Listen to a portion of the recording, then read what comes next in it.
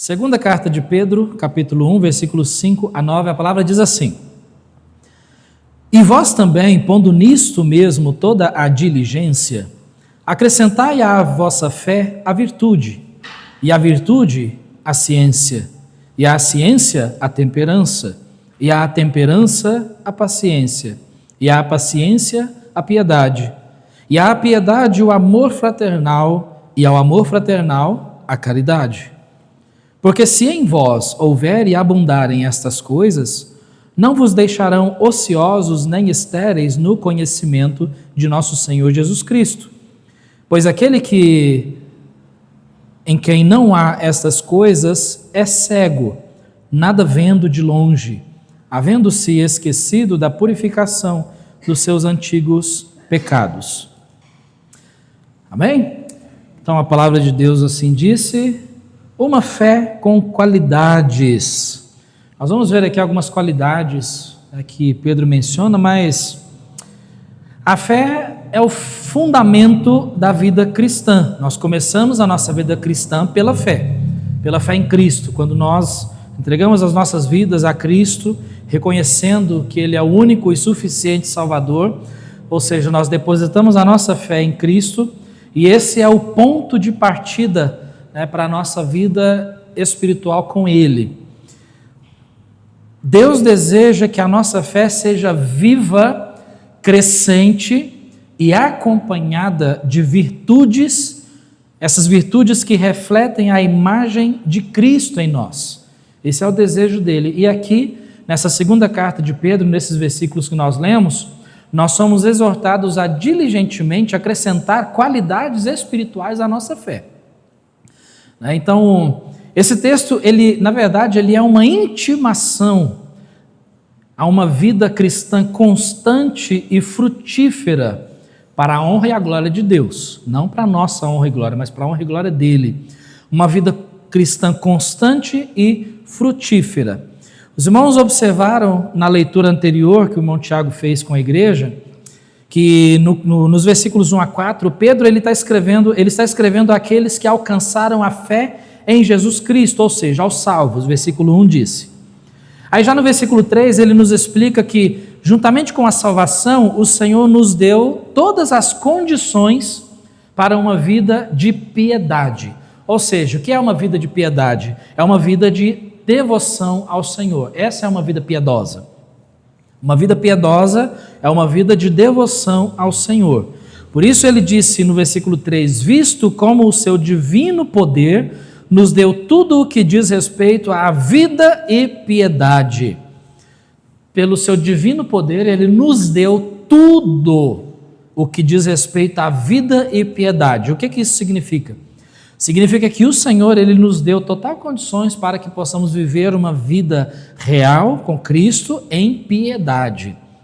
E o Senhor realmente, Ele nos dá essas condições. A palavra nos dá essa condição de vivermos uma vida piedosa, uma vida de devoção sincera a Deus, independente do que nos aconteça. Então, por isso, além dessa vida, dessa condição de vivermos uma vida piedosa, ele disse no versículo 4 que nós temos preciosas promessas. Então, tendo em vista que Pedro escreveu para os cristãos salvos, e ele está afirmando que o Senhor nos deu tudo o que diz respeito à vida e piedade, o Senhor disponibiliza isso para nós. Além das suas preciosas promessas, como ele disse no versículo 4, que diz ali, para que por essas promessas fiquemos participantes da natureza divina. Então, além do Senhor, o Senhor, Ele nos deu tudo isso, e aí, então Pedro começa a dizer no versículo 5, e vós também pondo nisto mesmo toda a diligência. Nisto o quê? Nessas coisas que ele já mencionou, nessa condição de vivermos uma vida piedosa, nessas preciosas promessas que Ele nos deu. Então Pedro está dizendo que nós devemos colocar toda a nossa diligência. Toda a nossa diligência significa o nosso empenho, o nosso zelo, os nossos esforços nesses fatos que ele mencionou.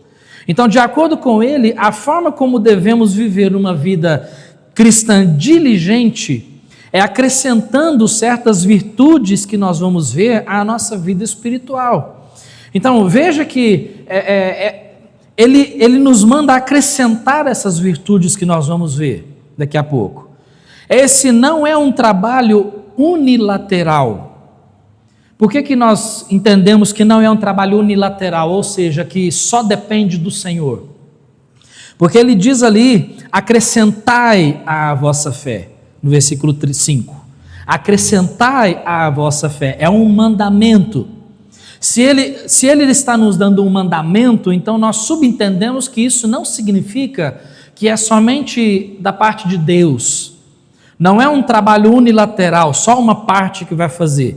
Mas nós entendemos aqui que é um trabalho bilateral. O Senhor nos concede isso. Mas Ele vai nos conceder essas virtudes que nós vamos ver na medida em que nós a buscamos, em que nós dedicamos a nossa vida para aplicar essas virtudes no nosso coração.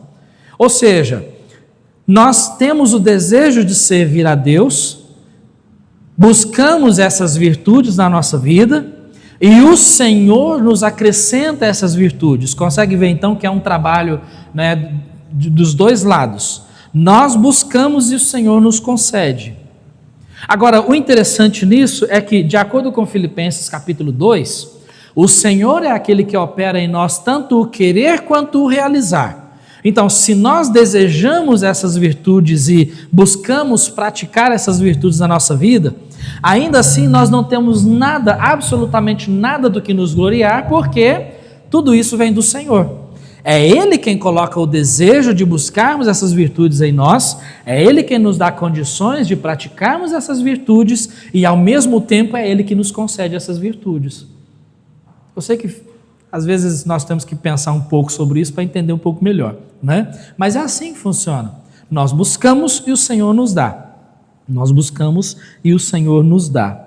A nossa fé em Cristo como único e suficiente Salvador foi o ponto de partida para uma nova vida espiritual, mas durante toda a nossa caminhada cristã, a nossa fé deve continuar.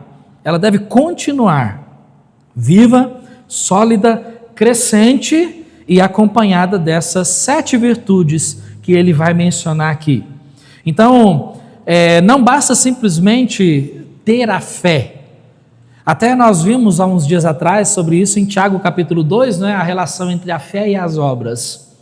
Então não basta simplesmente ter fé, mas o importante é termos uma fé tão viva que ela vai ser refletida através das nossas obras.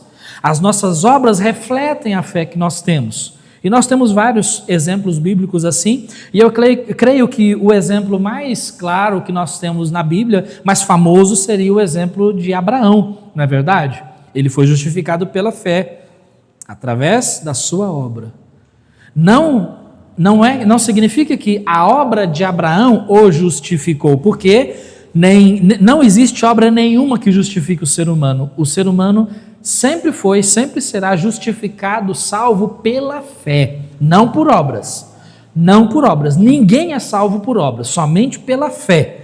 Mas Abraão, ele mostrou a fé que ele tinha através da sua obra, e é isso que Tiago nos incentiva no capítulo 2, caso você queira ler em casa, tá bom? Mas, então, acrescentai à vossa fé, ele disse no versículo 5, acrescentai à vossa fé. Então, quais qualidades ele diz aqui que nós devemos acrescentar à nossa fé? 7 qualidades aqui, eu vou passar de forma razoável por elas, tá bom? Não é nada extensivo, não é exaustivo, tá bom? Mas, olha só, virtude, a primeira que ele diz aqui é virtude. Quando pensamos nas definições dessas qualidades aqui num contexto mais exato, bíblico, ou seja, originalmente essas palavras significam a virtude, poder de um caráter santo. Virtude na Bíblia muitas vezes está associada com poder, Então, aqui, nesse sentido aqui, é o poder de um caráter santo. Ou seja, é alguém que tem um caráter tão santo e busca ter um caráter tão santo e irrepreensível diante de Deus, e nós não estamos falando aqui de perfeição, não existe ninguém perfeito. Não estamos falando de perfeição, mas nós estamos falando de alguém que busca viver de uma forma tão diligente diante do Senhor, de uma forma tão piedosa diante de Deus, que as pessoas o enxergam como uma pessoa virtuosa, alguém com virtude, alguém que tem autoridade. E é nisso que é exatamente nesse sentido que ele está dizendo aqui: acrescentai à vossa fé a virtude. É o mesmo que autoridade, poder, um caráter que impacta, uma conduta moral que causa impacto nos outros. Um cristão precisa viver de forma honrosa, demonstrando em sua conduta o poder transformador do Evangelho de Cristo. E aí nós seremos provas vivas do poder desse Evangelho. Por quê? Porque nós não vivemos mais aquela vida que nós vivíamos, nós não temos mais aquela conduta que nós tínhamos, nós não temos mais aqueles pensamentos que nós tínhamos, mas agora a nossa vida toda, como disse 2 Coríntios 5,17, tudo se fez novo, né? Então ele diz que a essa fé que nós já temos, nós temos que acrescentar a virtude, o poder de um caráter santo, alguém que tem autoridade. E ele continua dizendo, e a virtude, a ciência. Então acrescentar à nossa fé a virtude, e a virtude acrescentar a ciência. Então veja que tudo está ligado. Então, ao mesmo tempo que a virtude deve ser acrescentada à fé, a ciência acrescentada à virtude, que será acrescentada à fé. Então a virtude também será acrescentada na fé, porque está tudo ligado. Então ciência aqui significa conhecimento de Deus, conhecimento bíblico, é o crescimento do nosso entendimento nas Escrituras e na vontade de Deus, revelada nas Escrituras, né?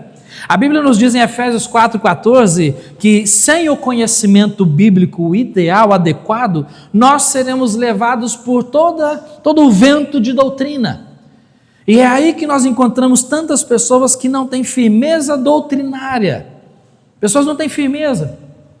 É aí que nós encontramos tantas pessoas que ficam passeando de igreja para igreja, buscando ali uma igreja que se adequa melhor às suas necessidades. A maioria dessas necessidades não são espirituais, mas carnais. Mas por que as pessoas fazem isso? Porque não tem seriedade espiritual, não tem conhecimento bíblico.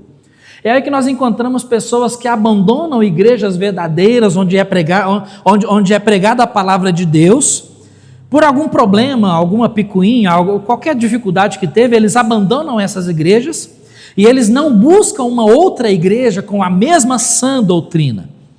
E aí acabam que nós encontramos diversas pessoas que já fizeram parte das nossas igrejas, mas hoje estão aí buscando ao Senhor, tentando buscar o Senhor em seitas, pessoas que não têm firmeza espiritual, pessoas que se adequam, né, à falsa doutrina, né, tais como pessoas que começam a frequentar igrejas onde é pregado que a salvação é por obras, igrejas onde batizam bebês, e aí você vê bebês de pessoas que se dizem crente sendo batizadas nesse tipo de igrejas.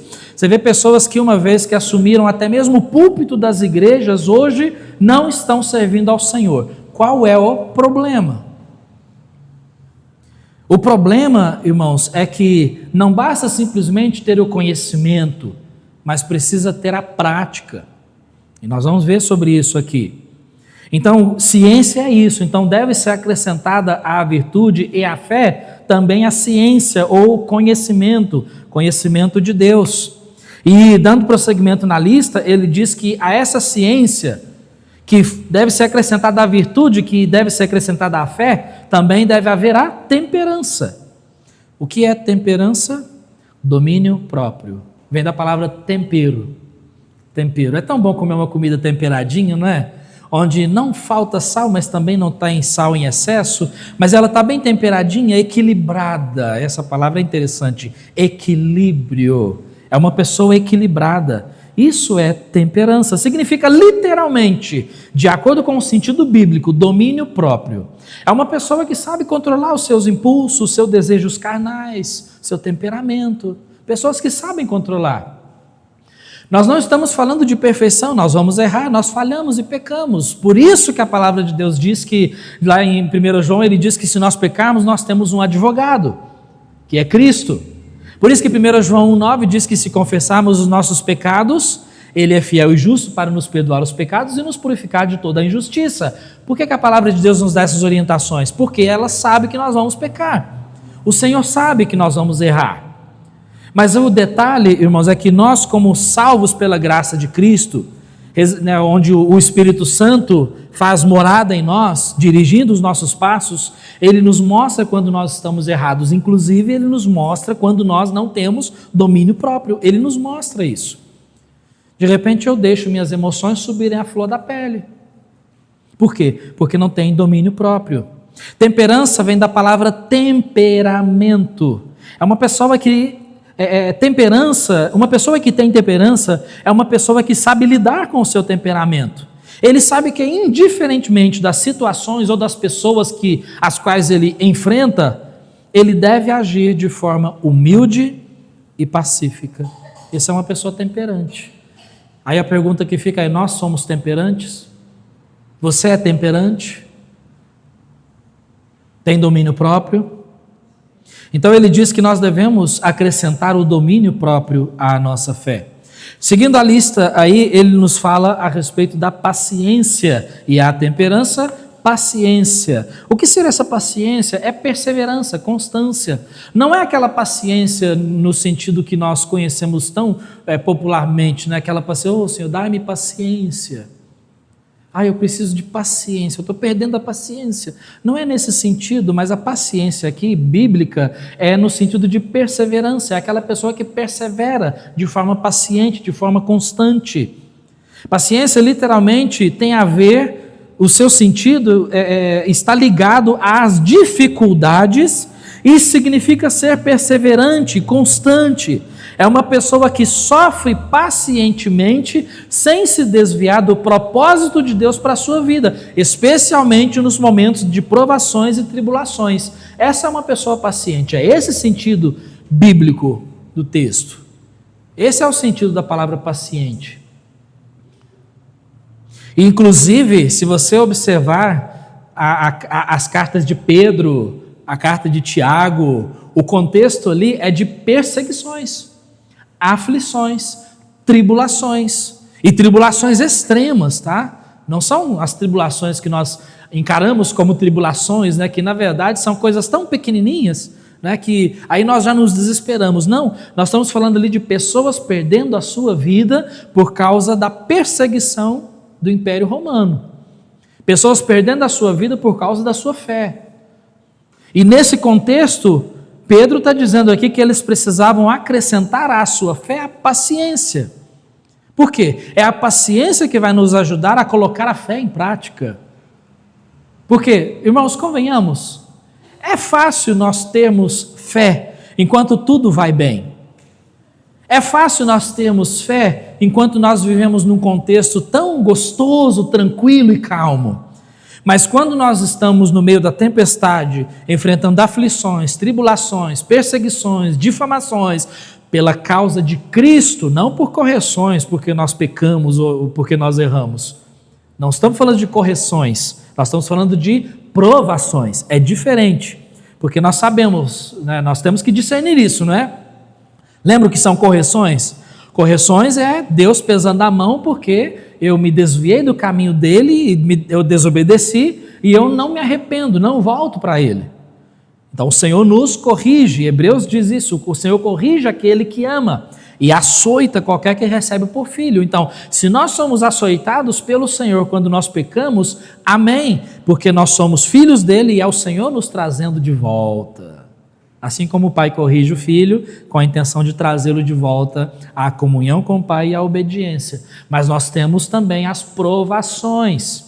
Provações são as provas que nós enfrentamos. E nessas provas, Pedro diz que nós devemos acrescentar à nossa fé paciência, constância. Ele, na sua lista, então, ele diz ali a quinta qualidade, né, ou a quinta virtude, acrescentar à paciência piedade. Piedade é o quê? É uma vida de devoção a Deus. Esse é o significado bíblico da palavra piedade. Esse é o sentido bíblico da palavra piedade. É justamente por isso que a Bíblia diz que aqueles que querem viver piamente para Cristo, ou seja, aqueles que querem viver de forma piedosa em piedade para Cristo, padecerão perseguições. Perseguições. Por quê? Nós estamos num mundo que está contrário à vontade de Deus. O mundo está remando na contramão. E nós estamos no caminho, ali nos caminhos de Deus, os caminhos do Senhor. É extremamente natural e normal que haja discordância. É necessário que haja discordância. Se nós não temos perseguições ou discordâncias no mundo, é porque existe algum problema. Tem algum problema aí, porque o mundo não serve a Deus. Então, aquele que serve a Deus, ele incomoda o mundo. Então, Pedro diz que a piedade deve ser acrescentada também. Devoção sincera a Deus, uma vida de reverência e comunhão constante. Isso é piedade. A sexta virtude ou qualidade que ele diz que deve ser acrescentada à piedade, que deve ser acrescentada à paciência, que deve ser acrescentada à temperança, que deve ser acrescentada à ciência, que deve ser acrescentada à virtude, que também deve ser acrescentada à fé, ou seja, no final de tudo isso, no final nós vemos tudo isso sendo acrescentado à fé, que é a base de tudo, o início da nossa carreira. Diz ali amor fraternal, que é o amor pelos irmãos.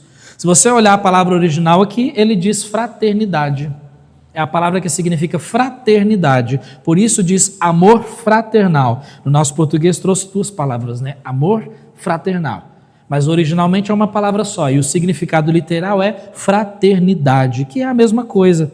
É o amor genuíno e verdadeiro pelos irmãos em Cristo, que é demonstrado por ações. Demonstrado por ações. Eu te amo, eu vou demonstrar esse amor através das minhas ações, das minhas atitudes. Quais atitudes? Te servindo, te perdoando, te encorajando, te exortando, te repreendendo. Porque tudo isso faz parte do amor, sabia disso? Tudo isso faz parte do amor. Pastor, eu gosto de amar os irmãos, mas sinceramente eu não gosto de repreender, é ruim, é chato. Eu acho que essa vai ser a tarefa só do pastor. Não, não é tarefa do pastor, essa é a tarefa de todos nós uns com os outros. Isso faz parte dos mandamentos de mutualidade que a palavra nos apresenta. Mutualidade, repreendendo uns aos outros, exortando uns aos outros. Essa é uma demonstração de amor fraternal. E ao amor fraternal ele diz que deve ser acrescentada a caridade, que também significa amor, mas no sentido mais... Amor fraternal, ele está no sentido mais direcionado aos irmãos, uns aos outros. A caridade é o amor real e incondicional. É o amor que o Senhor cultiva no nosso coração. Consegue ver então essas 7 virtudes, qualidades que devem ser acrescentadas à nossa fé? Aqui a palavra caridade significa amor, mas não é qualquer tipo de amor, mas é um amor incondicional que reflete o amor de Deus por nós. Reflete o amor de Deus por nós. E aí, através desse amor que o Senhor coloca no nosso coração, nós amamos uns aos outros, nós amamos aos perdidos, nós amamos os nossos amigos, nós amamos a nossa família, nós amamos o nosso cônjuge, nós amamos e nós amamos. Por quê? Porque é o Senhor quem coloca esse amor por nós, dentro de nós. Esse amor que a palavra de Deus diz que ele há de esfriar. Está vendo? Veja que tudo isso começa com a fé, porque esta é a vontade de Deus para todo aquele que já colocou a sua fé em Cristo para ser salvo. Cada uma dessas qualidades revela aspectos do caráter de Cristo que o Senhor deseja desenvolver em nós. Tudo isso faz parte do caráter de Cristo, que Ele deseja desenvolver em nós, porque o nosso molde, né, de medida, a nossa medida padrão é Cristo.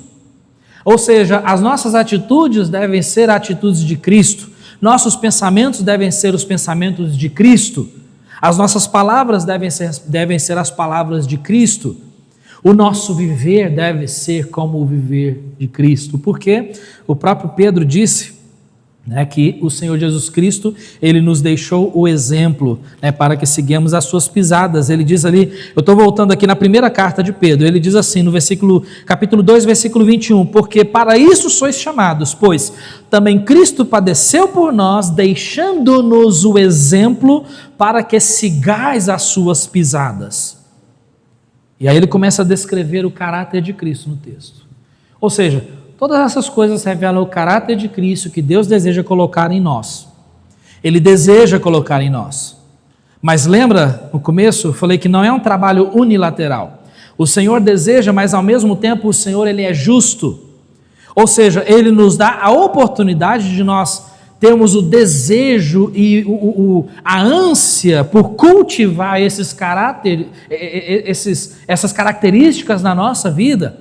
E aí, à medida que nós buscamos desenvolver, cultivar essas qualidades na nossa fé, na nossa vida prática, o Senhor ele vai nos dando mais. Ele vai nos dando mais. E aí, quanto mais nós desenvolvemos essas qualidades na nossa vida, ainda mais o Senhor vai nos fornecendo ainda mais virtude, ainda mais conhecimento, ainda mais temperança, ainda mais paciência, piedade. O Senhor nos dá mais amor fraternal pelos irmãos, o Senhor nos dá mais amor no nosso coração. Por quê? Porque o Senhor ele nos conhece e Ele sabe que esse é o nosso desejo genuíno e verdadeiro, cumprir a Tua vontade. Está vendo? O Senhor, nós buscamos e o Senhor nos dá, nós buscamos e o Senhor nos dá. E eu vou dizer uma coisa, irmãos, Deus, Ele é uma fonte inesgotável. Não existe nesta vida, nós não temos a possibilidade nenhuma, absolutamente nenhuma, de chegarmos na totalidade dessas qualidades. Por quê? Quanto mais nós buscamos, mais o Senhor nos dá. E é assim por diante até o final da nossa carreira aqui, porque aí quando nós deixarmos esse mundo e habitarmos no céu, nós seremos como Cristo. Não seremos deuses, tá? Mas nós seremos como Cristo. Teremos um corpo como Cristo, estaremos reinando com Ele, porque a palavra de Deus nos chama de co-herdeiros com Cristo. Sabe o que significa a palavra co-herdeiro? É aquela pessoa que herda junto. Então a palavra diz que nós somos co-herdeiros com Cristo. Nós também herdaremos juntamente com Cristo as delícias celestiais. E eu mal espero esse dia. Eu espero muito. Mas essas são as qualidades. Agora, o que Pedro nos apresenta aqui nos próximos 2 versículos, os versículos 8 e 9, é o resultado dessa vida na prática. O resultado na prática. Tá bom? O resultado na vida prática. Ele disse ali no versículo 8, porque se em vós houverem e abundarem estas coisas, aí ele começa a descrever então, se houverem e abundarem essas coisas, primeira coisa que ele diz, não vos deixarão ociosos. O texto deixa muito claro o que acontece com aquele salvo que busca acrescentar essas virtudes em sua vida, e ele nos apresenta aqui 4 consequências maravilhosas quando nós buscamos essas virtudes, irmãos. 4 consequências, e a primeira delas é, não ficará ocioso. Não ficará ocioso. Ele diz aqui, não vos deixarão ociosos. O apóstolo Pedro adverte que se essas virtudes espirituais, essas 7 virtudes, essas 7 qualidades forem cultivadas em nossa vida, elas nos impedirão de sermos ociosos no conhecimento de Jesus Cristo. Nem ociosos, nem estéreis. A palavra ocioso aqui indica inutilidade, esterilidade espiritual, ou seja, é uma vida cristã que, embora afirme que tenha a fé em Cristo, não gera frutos visíveis para Deus. E nós nascemos para frutificar. Nós nascemos para frutificar. Mas a única forma de nós frutificarmos é desenvolvendo aquelas 7 qualidades na nossa vida. E quanto mais nós as desenvolvemos, mais o Senhor nos acrescenta. Então, ele diz que não ficará ocioso. Não ficará ocioso. E uma outra consequência que ele diz ali, nem estéreis no conhecimento de nosso Senhor Jesus Cristo. Não será estéril no conhecimento.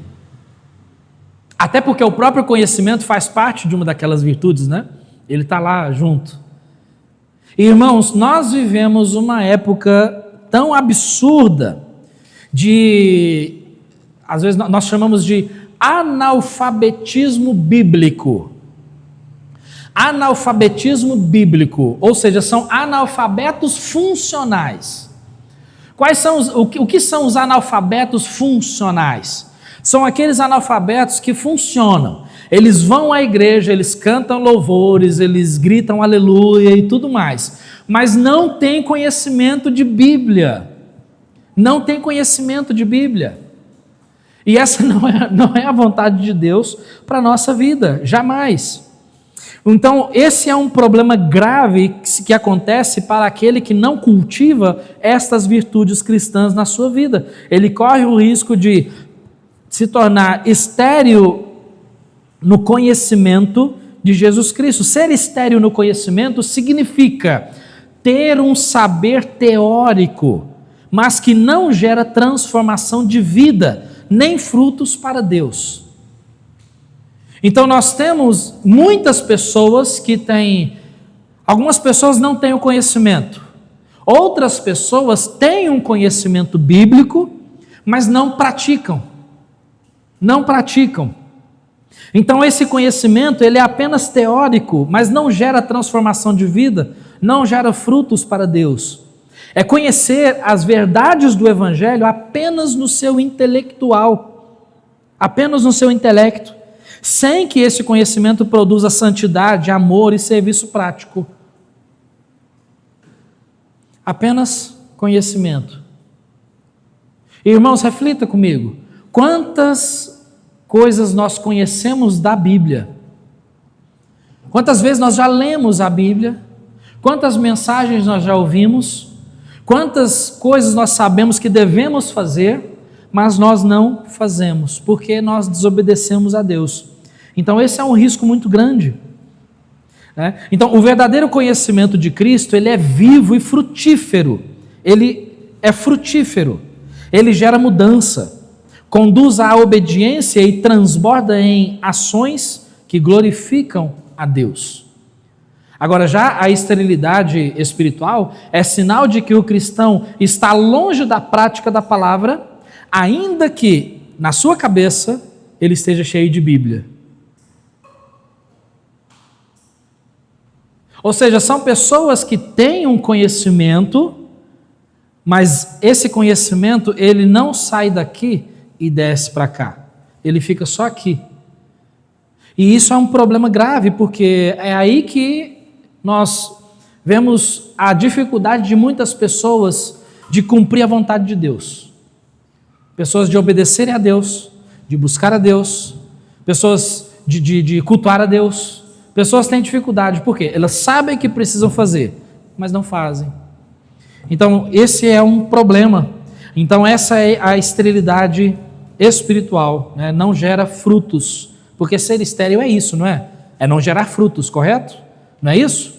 Uma pessoa estéril, né? Uma pessoa que comprovadamente é estéril, ela não tem a capacidade de gerar vida. Uma árvore que é estéril não gera frutos, não gera fruto. Então, por isso, irmãos, espiritualmente falando, não deve acontecer. E ele ainda diz aqui, né, ele fala ali no versículo 9, pois aquele em quem não há estas coisas é cego, nada vendo de longe. O que é isso? Ele terá uma má visão espiritual, ele é cego, ele não vai ver de longe. Qualquer salvo que não cultive essas virtudes em sua vida se torna cego. Alguém com deficiência visual, que não consegue ver ao longe. E aí é interessante porque quando nós começamos a pensar sobre problemas visuais, Nós temos dois problemas que nós fazemos uma aplicação muito boa para a nossa vida espiritual, que são, inclusive, os dois problemas dos mais comuns na vida do ser humano. Por exemplo, nós temos a miopia. Não é? Tem algum míope aqui? Ok, aí ó, tá vendo? A miopia espiritual agora. Miopia espiritual. Ou seja, é aquele que não consegue ver de longe. Ele não consegue ver de longe. Representa a condição do cristão que enxerga apenas o presente, o aqui e o agora, apenas as coisas terrenas, imediatas. As suas preocupações e os seus esforços se concentram em coisas terrenas, mas não enxerga as coisas eternas. A sua vida com Cristo a longo prazo. Não tem fé para poder enxergar com os olhos dessa fé o que Deus pode fazer na vida dele daqui para frente, no futuro. E por isso, não tem propósito nenhum na vida espiritual. Por quê? Porque ele está preocupado com o agora, só o agora. Ele não olha adiante, não consegue enxergar o adiante. Ele tem essa dificuldade de olhar para longe. Mas, irmãos, a Bíblia nos apresenta o fato de que é necessário nós observarmos a nossa vida aqui agora, sim, mas também nós projetarmos para algo mais distante. Ou seja, se eu perguntar para você, o que você deseja daqui para frente? Ah, pastor, o que eu desejo daqui para frente só Deus sabe, eu estou aqui o agora. E aí vai vivendo a vida de qualquer jeito, porque o que importa é o agora. Não, irmãos, daqui para frente nós temos que desejar crescer espiritualmente, crescer no conhecimento da palavra, buscar a vontade de Deus, fazer as coisas que nós precisamos fazer, que o Senhor nos ordena, obedecer a Deus, ser cristãos cada vez mais focados na oração, na palavra de Deus, ter mais conhecimento bíblico. Isso não é uma coisa que você adquire agora, nesse momento. Não, é coisa que você projeta para frente. Só que essa projeção que nós fazemos, o sucesso disso vai depender do que nós estamos fazendo agora. Vai depender do que nós estamos fazendo agora. E aí nós temos um segundo problema muito comum, né, em problemas de visão, que é nós temos a miopia espiritual e também nós temos a hipermetropia. Alguém tem hipermetropia aí? Nosso irmão é.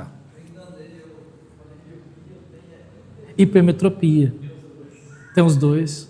Hipermetropia espiritual agora, né? Nada contra. Agora, a espiritual não. Hipermetropia não consegue ver de perto. Tem problema. Representa o cristão que enxerga apenas o que está longe. Agora é o contrário, esse enxerga só o que está longe, só o que está longe. Ideias para o futuro, planos para o trabalho, planos para a aquisição de bens, riquezas, cursos e tudo mais. Eu vislumbro que eu vou, eu quero fazer uma faculdade, ou eu quero fazer um curso assim, porque daqui a tanto tempo eu quero ganhar tanto, e eu quero fazer isso, eu quero fazer um pós, eu quero fazer um doutorado, eu quero fazer um mestrado, e eu quero, aí vai olhando só o que está longe, né?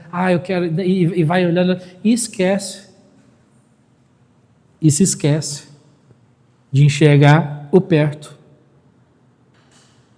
É o mesmo que aquela pessoa que diz assim, puxa, eu quero cada dia mais crescer no Senhor, crescer espiritualmente, crescer no conhecimento, crescer na oração, crescer na palavra, crescer e crescer. Aí você pergunta assim, amém, que desejo mais maravilhoso, mas o que você está fazendo agora para que haja esse crescimento? Agora nada. Então, são pessoas que não enxergam o que está perto, só o que está longe. Ele negligencia as responsabilidades espirituais do presente, seu testemunho, seu caráter, seu crescimento espiritual, sua busca por crescimento, a sua vida com igreja, leitura da palavra, oração, coisas que nós devemos fazer agora para que possamos ter uma vida bem-sucedida daqui para frente. Nós temos que fazer agora. Então, ou seja, o sucesso de amanhã vai depender do que você está fazendo agora. Agora. Então não adianta nada uma pessoa querer ser alguém na vida, uma vida social, por exemplo, né? Se ele não se empenha no agora. no agora. Eu quero ter uma vida bem-sucedida com o Senhor, eu quero ter uma vida bem-sucedida com a igreja, eu quero ter uma vida bem-sucedida com a família, amém, mas e agora? Está fazendo o quê? Não, mas isso aí é plano para longo prazo. Peraí, é plano para longo prazo. Então, irmãos, está vendo a miopia e a hipermetropia espiritual? Tem pessoas que não conseguem ver ao longe, não tem perspectiva de vida. E tem pessoas que não conseguem ver de perto, só ficam planejando para o futuro, mas nunca tomam as atitudes hoje para que esse futuro seja bem sucedido. E aí entra ano e sai ano, a vida é a mesma. Não cresce, não desenvolve, não trabalha para o Senhor, não tem fruto. Por quê? Porque não faz agora, ele sempre vai deixar para amanhã. Não, amanhã eu vou fazer. Amanhã eu vou falar de Jesus para aquela pessoa. Amanhã eu vou ler a Bíblia. Amanhã eu vou na igreja. Amanhã. Isso é um problema. E então, esses são problemas de visão espiritual. E a palavra de Deus, ela é o único óculos capaz de corrigir a nossa visão. A palavra de Deus é o único óculos, as únicas lentes que são capazes de corrigir a nossa visão. Para aqueles que têm problema de visão, muitos têm problemas de visão tão agravados que, se tirarem os óculos, eles ficam desesperados, porque precisam dos óculos para viver. E da mesma forma, a palavra de Deus é para nós, porque a partir do momento que nós tiramos a palavra de Deus da nossa vida, nós vamos viver às cegas, porque nós não temos direção para nada, nós não sabemos para onde vamos. E Pedro diz aqui que pessoas que não desenvolvem essas qualidades na sua vida espiritual, diz ali que são cegas, são pessoas cegas. E ele não diz só isso, mas ele fala, finalizando ali, havendo-se esquecido da purificação dos seus antigos pecados. Sabe o que é isso? É uma pessoa que se esquece do perdão que ela recebeu do Senhor, do porquê o Senhor a salvou. Então, o resultado na prática, na vida prática, de uma pessoa que cultiva essas qualidades e o Senhor ainda acrescenta, é que ela não se esquecerá do perdão de Deus, ela não se esquece. Pedro está repreendendo aqui essas pessoas, dizendo que essas pessoas se esqueceram da purificação dos seus antigos pecados. Se esqueceram do perdão, da purificação que elas receberam dos seus pecados. Então, é uma pessoa que vive como se ainda estivesse na velha natureza, com velhos hábitos, pecados de estimação, são imaturos, não crescem, não progridem, não desenvolvem a sua carreira cristã. Pessoas que não crescem. E aí, o meu pastor, ele sempre falava uma frase, meu saudoso pastor na época, hoje ele está na glória, lá junto com Cristo, mas ele sempre dizia nas suas mensagens uma frase que é muito interessante. Ele sempre dizia assim, americano, com aquele sotaque, ele sempre dizia assim: irmãos, quem não trabalha, dá trabalho. Aí eu tentava entender aquilo, e aí à medida que o tempo passa, você vai crescendo espiritualmente, aí você vai entendendo, quem não trabalha, dá trabalho. Aí, por outro lado, aquele que está preocupado trabalhando, esse dá menos trabalho. Por quê? Porque ele está envolvido. Então, são pessoas que vivem como se ainda estivessem na velha natureza. Por quê, irmãos? Porque uma pessoa que não cultiva aquelas 7 qualidades é da velha natureza.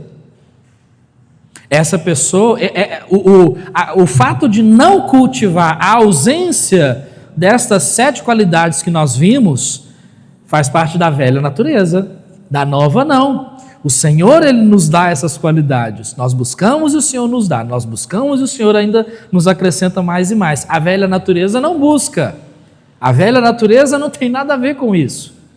Então, isso não faz parte de nós. Nós estamos na nova natureza em Cristo. Amém? Então, nós buscamos, nós queremos, Por quê? Quem coloca esse desejo em nós é o próprio Senhor que coloca esse desejo pelo crescimento nas nossas vidas. Então, irmãos, a nossa fé é preciosa, mas ela precisa ser nutrida, fortalecida e enriquecida pelas virtudes que o Senhor nos dá.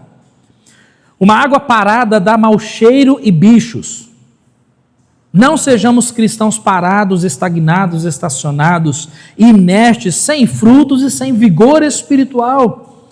Vamos, com diligência e dedicação, acrescentar à nossa fé tudo aquilo que glorifica a Deus e edifica a nossa vida espiritual. O crescimento é um sinal de vida verdadeira. É um sinal de vida verdadeira. Então, a conclusão que nós temos para fechar aqui essa meditação é: a fé que não cresce nessas virtudes é como uma árvore cheia de folhas, mas que não dá frutos. Por quê? Ela está vistosa por fora, mas não tem propósito e nem utilidade.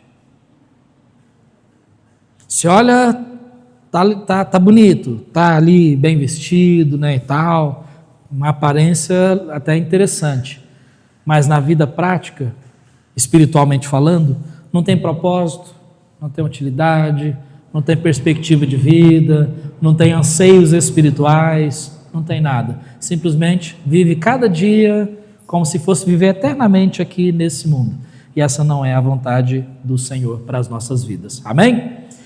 Cresçamos na fé, acrescentando essas virtudes na nossa vida espiritual. E quanto mais nós acrescentamos, mais o Senhor ainda nos acrescenta.